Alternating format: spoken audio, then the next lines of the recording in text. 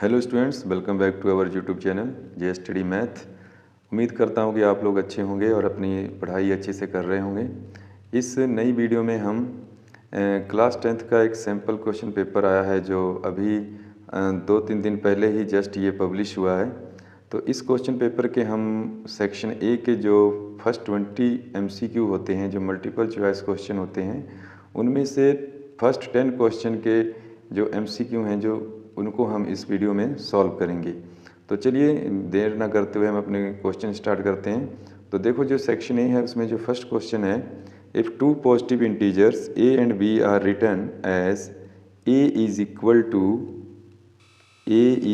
To x cube plus y square and b is equal to x into y cube, where x, y are prime numbers, then the result obtained by dividing the product of the positive integers by LCM AB। अब इसमें देखो, इसने क्या कहा है कि अगर इनकी हम प्रोडक्ट को इनके LCM से डिवाइड करते हैं तो हमें क्या मिलेगा। तो आपको पता होगा कि LCM मल्टीप्लाई जब हम HCF करते हैं तो हमें इन किसके इक्वल रखते हैं, इन दोनों नंबरों की प्रोडक्ट के इक्वल रखते हैं। ठीक है, तो इसका मतलब क्या है कि अगर हम LCM से डिवाइड करेंगे इनकी प्रोडक्ट को, जैसे A मल्टीप्लाई B है, इसको हम LCM से डिवाइड करेंगे तो हमें क्या मिलेगा, HCF मिलेगा। तो हमको ये डिवाइड करने की या मल्टीप्लाई करने की ज़रूरत नहीं है। हमने क्या करना है कि डायरेक्टली इनका HCF फाइंड कर लेना है। तो हाईएस्ट कॉमन फैक्टर इनका क्या होगा, तो इसमें से हमने देखना है कि क्या कॉमन है। देखो, इसमें x की पावर 3 है, इसमें x है, तो हम मिनिमम पावर वाले को यहाँ पे पिक कर लेंगे कॉमन, तो x आ जाएगा यहाँ से कॉमन। और इनमें अगर देखेंगे तो यहाँ y की पावर 3 है और यहाँ पर जो ऊपर है a में y की पावर 2 है, तो यहाँ से जो कॉमन आएगा हमारे पास आएगा y की पावर 2 और यही हमारा HCF आ गया। तो इसके अकॉर्डिंग जो हमारा आंसर होगा वो होगा बी पार्ट।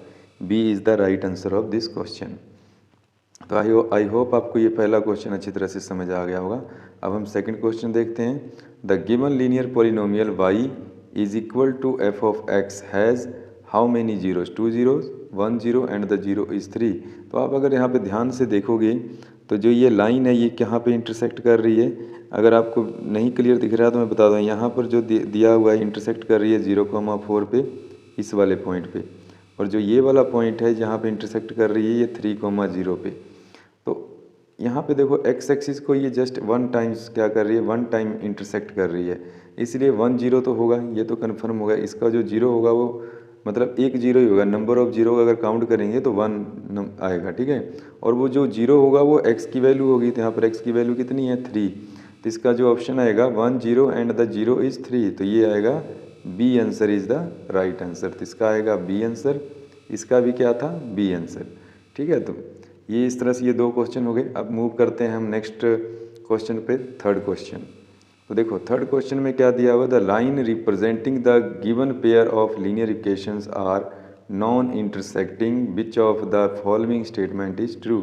अब आप इस फिगर में अगर ध्यान से देखोगे तो ये जो लाइन है हमारे पास, ये लाइन क्या कर रही हैं, एक दूसरे के पैरेलल जा रही हैं, मतलब ये कभी भी आपको इंटरसेक्ट करती हुई दिखाई नहीं देंगी। तो जब ये पैरेलल वाली कंडीशन होती है तो हम जो कोफिशिएंट की रेशो लिखते हैं वो ऐसे लिखते हैं, A1/A2 is equal to B1/B2 and not equal to C1/C2। तो जो इसमें अगर हम चेक करें तो इसमें भी बी आंसर आएगा, इसका राइट आंसर। तो इसका भी आ जाएगा हमारे पास बी आंसर। अब फोर्थ क्वेश्चन देखते हैं, the nature of roots of the quadratic equation. देखो जो हम क्वाड्रेटिक इक्वेशन दी गई है वो है 9x² minus 6x minus 2 is equal to 0। इसकी हमने नेचर चेक करनी है, इस क्वाड्रेटिक इक्वेशन का हमने क्या चेक करना है, नेचर, कि रूट्स की नेचर क्या होगी। तो इसके लिए हमको क्या करना, फाइंड करना पड़ेगा इसका डिस्क्रिमिनेंट। तो डिस्क्रिमिनेंट होता है b² माइनस 4ac। तो यहाँ से अगर हम d की वैल्यू देखेंगे तो -6 का यहाँ पे स्क्वायर करेंगे, b की वैल्यू आएगी -6, 4 मल्टीप्लाई a हमारे पास होगा 9 और मल्टीप्लाई c जो है -2। तो यहाँ पे देखोगे तो d इज इक्वल टू -6 का स्क्वायर करोगे 36, ये हो जाएगा। देखो -4 को -2 से मल्टीप्लाई करोगे +8 और 8 मल्टीप्लाई 9 होगा 72। तो 36 + 72 और ये आ जाएगा हमारे पास 8 और ये 10, 108 जो कि पॉजिटिव आया है हमारे पास ये। और जब डी पॉजिटिव होता है तो रूट क्या होते हैं, रूट होते हैं रियल एंड डिस्टिंक्ट। तो हमने ये ऑप्शन इसमें से देखनी है। तो देखो 2 डिस्टिंक्ट रियल रूट्स यहाँ पे लिखा हुआ है, तो यही इसका राइट आंसर होगा। तो C option is the right answer of this question. तो आई होप आपको ये क्वेश्चन भी अच्छी तरह से समझ आ गया होगा। अब इसके बाद हमने करना है नेक्स्ट क्वेश्चन। अब देखो नेक्स्ट क्वेश्चन में क्या है कि 2AP have the same common difference, the first term of one of these is -1 and that of the other is -8, the difference between their fourth term is. तो इसके लिए पहले मैं इसको रफ कर लेता हूँ, फिर इसके बाद हम ये नेक्स्ट क्वेश्चन करते हैं, ठीक। तो देखो इस क्वेश्चन में अब हमने क्या करना है, देखो यहाँ पे अगर ध्यान दोगे तो 2AP have the same common difference. तो हम लेट कर लेते हैं कि जो इनमें डिफरेंस है वो क्या है, लेट कॉमन डिफरेंस कितना है, वो है हमारे पास D। Common difference is equal to D। The first term of one of these is -1। देखो जो फर्स्ट टर्म है यहाँ पे वो -1 है, और जो सेकेंड AP है उसकी फर्स्ट टर्म को हम कैपिटल A लिख लेते हैं, वो कितनी है, -8 है। अब उसने देखो क्या कहा है कि the difference between their fourth term, जो यहाँ पे आप ध्यान देना, जो ये हमारे पास टर्म्स हैं फर्स्ट, दोनों की फर्स्ट टर्म, इनमें जो डिफरेंस है कॉमन डिफरेंस जो उसने बताया 2AP have the same common difference, कि उनमें जो कॉमन डिफरेंस है वो कितना है, सेम है। तो first term of the one of this is -1, तो ये जो फर्स्ट टर्म क्या है हमारे पास -1, और जो इसकी फर्स्ट टर्म क्या है, जो सेकंड AP है उसकी -8 है। तो आप अगर सोचोगे तो इनमें कितने का डिफरेंस होगा, अगर हम डिफरेंस देखेंगे इसमें तो कितने का डिफरेंस होगा, तो आई होप कि आपको पता लग गया होगा कि 7 का डिफरेंस आएगा। क्योंकि देखो फर्स्ट टर्म है, उसने पूछा है कि फोर्थ टर्म में कितने का डिफरेंस होगा। अगर इनमें 7 का डिफरेंस है, यहाँ पे ध्यान दो, अगर इसमें 7 का डिफरेंस है तो जो इनकी फोर्थ टर्म होगी ये वाली, इनमें भी ये 7 का ही डिफरेंस होगा। आप इस तरह से चेक कर सकते हो कि जब मैंने इसको हम क्या लिखेंगे, अगर फर्स्ट टर्म को अगर लिखना चाहे तो क्या लिखेंगे, A + 0D, और इसको क्या लिखेंगे, A + 0D। तो इनमें जो डिफरेंस है 7 का है, तो जो फोर्थ टर्म हम जब लिखेंगे तो उनमें भी डिफरेंस कितने का होगा। जैसे मान लो A4 लिखा हमने, A + 3D, और इसको लिखेंगे A4 = A + 3D। तो जब हम इनको डिफरेंस करेंगे ना तो ये कैंसिल हो जाएगा, तो इनमें डिफरेंस बचेगा कितना का, यहाँ पे सॉरी कैपिटल A लिख लो, तो डिफरेंस बचेगा कितने का, 7 का ही डिफरेंस बचेगा। अगर आपको नहीं पता लग रहा तो यहाँ पे मैं करके दिखा देता हूँ, देखो ये हो जाएगा। जब हम इसको सब्ट्रैक्ट करेंगे, साइन चेंज करेंगे, तो ये तो कैंसिल हो जाएगा, स्मॉल a - कैपिटल A = कितना आएगा, 7, क्योंकि पहले भी कितना था, 7 है। जो फर्स्ट टर्म में डिफरेंस है 7, तो वो A4 और कैपिटल A4 में भी जो डिफरेंस होगा वो 4 का ही होगा, सॉरी 7 का ही होगा। तो इसका जो आंसर आएगा वो आएगा C। तो आई होप आपको ये क्वेश्चन भी अच्छी तरह से समझ आ गया होगा। तो मैं ये रफ कर लेता हूँ, नेक्स्ट क्वेश्चन करते हैं इसके बाद हम। अब देखिए जो इसका 6th क्वेश्चन है, what is the ratio in which the line segment joining 2, -3 and 5, 6 divided by x axis. अब देखो उसमें रेशियो फाइंड करनी है। अब x एक्सिस जो पॉइंट है इसको डिवाइड कर रहा है। मान लो हमारे पास दो कोऑर्डिनेट हैं, ए जो है 2, -3, और जो b कोऑर्डिनेट है वो हमारे पास है 5, 6। इसको x एक्सिस पे क्या हो रहा है, ये क्या कर रही है, लाइन सेगमेंट को डिवाइड हो रहा है x एक्सिस पे। तो x की वैल्यू तो कुछ ना कुछ होगी, बट y की वैल्यू x एक्सिस पे क्या होगी, 0 होगी। इसको C पॉइंट ले लिया। तो हमने रेशो फाइंड करनी है। तो देखो रेशो हमने फाइंड करनी है, तो यहाँ पे हम k रेशो, एक साइड में हम k लेट कर लेंगे, दूसरी साइड में 1 रेशो को। तो अब यहाँ पे हमने सेक्शन फार्मूला यूज़ करना है। कौन सा फार्मूला यूज़ करेंगे, सेक्शन फार्मूला। आपने पढ़ा होगा तो आपको याद होगा कि सेक्शन फार्मूला क्या होता है। तो सेक्शन फार्मूला, तो यहाँ पे देखो y की टर्म क्या दी हुई है, 0 है।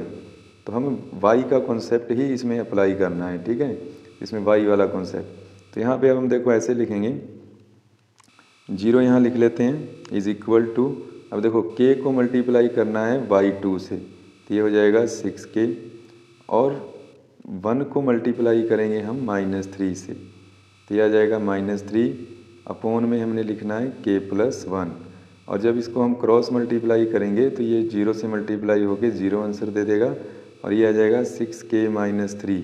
अब ट्रांसपोज कर लेते हैं तो 3 इस साइड आके पॉजिटिव हो जाएगा।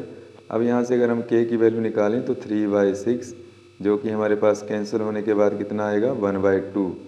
तो जो रेशो हमारे पास आ रही है वो कितनी आ रही है 1:2।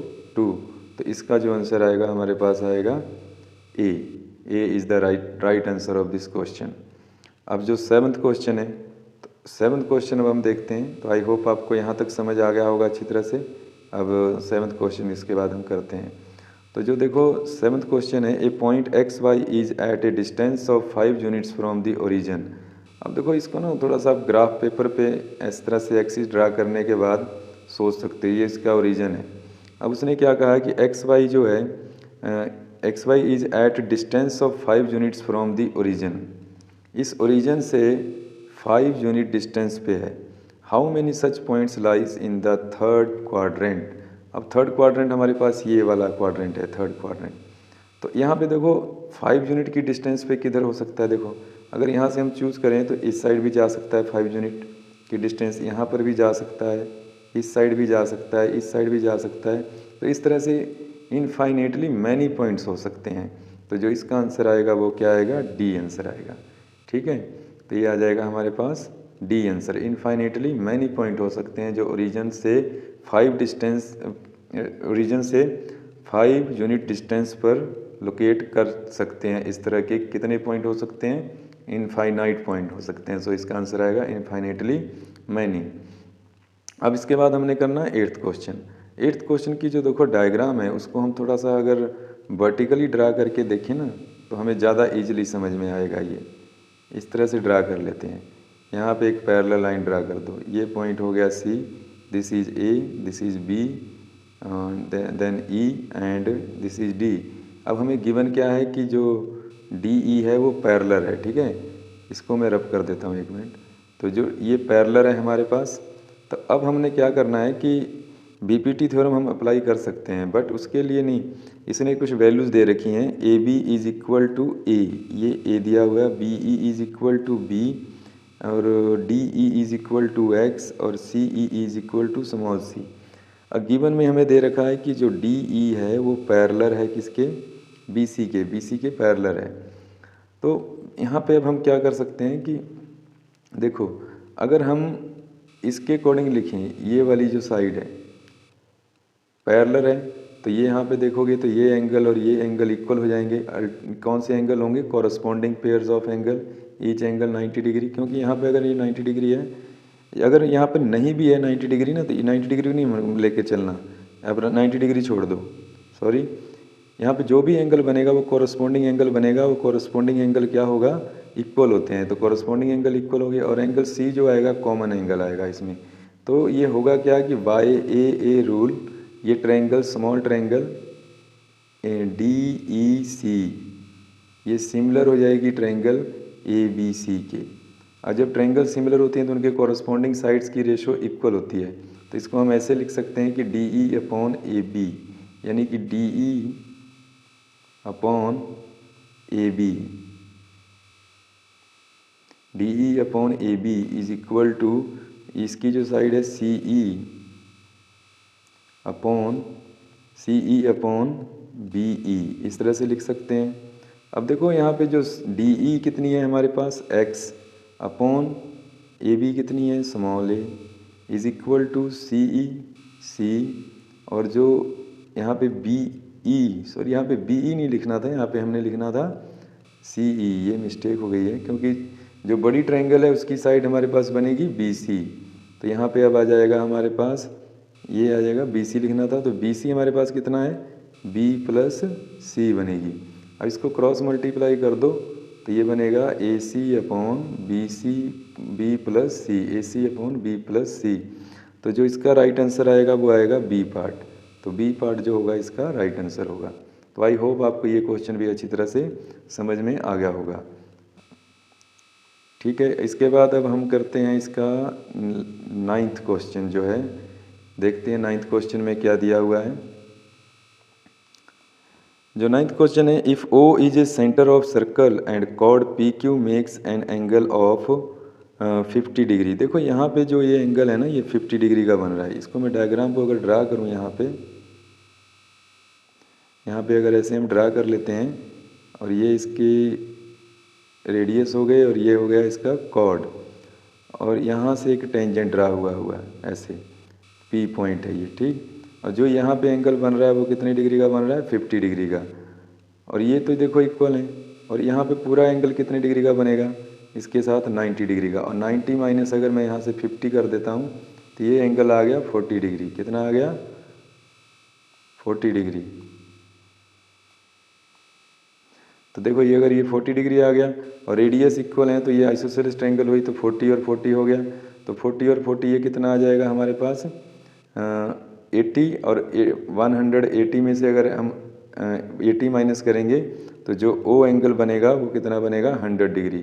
तो जो इसका आंसर आएगा हमारे पास क्या आएगा, बी आंसर आएगा, ठीक है, बी। तो इसका जो आंसर आ जाएगा हमारे पास वो बी आंसर आ जाएगा, ये बी। देखो मैं दोबारा से एक्सप्लेन कर देता हूँ इस क्वेश्चन को। ये 50 डिग्री है तो ये एंगल आएगा 40 डिग्री। तो ये एंगल कितना हो गया, 40 डिग्री हो गया। और ये रेडियाई हैं तो साइड्स इक्वल है तो आइसोसेलेस ट्रायंगल हो गई। तो इक्वल साइड्स के जो ऑपोजिट एंगल होते हैं वो इक्वल होते हैं। तो ये भी 40 डिग्री हो गया। तो इसका मतलब ये एंगल कितने डिग्री का आएगा, देखो 180 में से इन दोनों एंगल को सम करके माइनस करेंगे तो जो ये ओ वाला जो यहाँ पे मतलब जो सेंटर पे जो एंगल बनेगा वो कितने डिग्री का बनेगा, 100 डिग्री का। तो अब आई होप आपको ये क्वेश्चन भी अच्छी तरह से समझ आ गया होगा। तो इस वीडियो में क्वेश्चन नंबर 9 तक के सम मैंने करा दिए हैं। अब 10th से लेकर 20 तक के जो क्वेश्चन हैं वो नेक्स्ट वीडियो में करेंगे। तो फिलहाल के लिए इतना ही। अगर आपको ये वीडियो अच्छी तरह से समझ आई हो और अच्छी लगी हो तो अपने दोस्तों को ज़्यादा से ज़्यादा शेयर करें। अगर चैनल पे पहली बार हैं तो सब्सक्राइब करना ना भूलें। Thanks for watching the video.